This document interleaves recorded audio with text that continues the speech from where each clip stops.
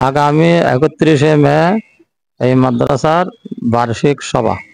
উক্ত বার্ষিক সভার সকল প্রস্তুতি প্রায় শেষের দিকে।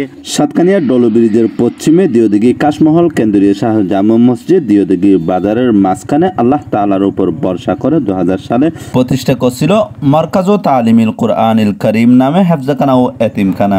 প্রতিষ্ঠাতা পরিচালক হাফেজ আবু আহমদ সাহেব হুজুরের সঙ্গে থেকে মাদ্রাসাকে অতটুক পর্যন্ত নিয়ে আসার পিছনে যাদের অক্লান্ত পরিশ্রম, আন্তরিক প্রচেষ্টা ও ভালোবাসা ও অবদান আছে, তাদের মধ্য থেকে অন্যতম মোহাম্মদ আমানুল্লাহ, বদরুদ্দিন সুমন, মোহাম্মদ হাসান, আব্দুল হাকিম, হিরু মেম্বার, বাবুল, মোহাম্মদ আজিজুল হক সহ আরো অনেকে। এই এলাকাতে কোরআন তেলাওয়াত হয়, যে এলাকাতে কোরআনের দর্স দেওয়া হয়, যে এলাকাতে হাদিসের দর্স দেওয়া হয়, এই এলাকাতে আল্লাহ তাআলার স্পেশাল রহমত নাযিল হয়।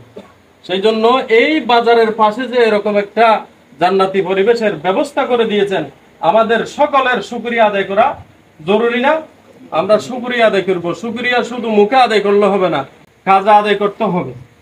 এই এলাকাবাসীর জন্য এই মাদ্রাসাটা কিভাবে দিন বদিন তরক্কির দিকে এগিয়ে যায়, সফলতার দ্বার প্রান্তে পৌঁছে যায়, এলাকাবাসীর সজাগ দৃষ্টি রাখতে হবে। এটা একটা শুকরিয়া।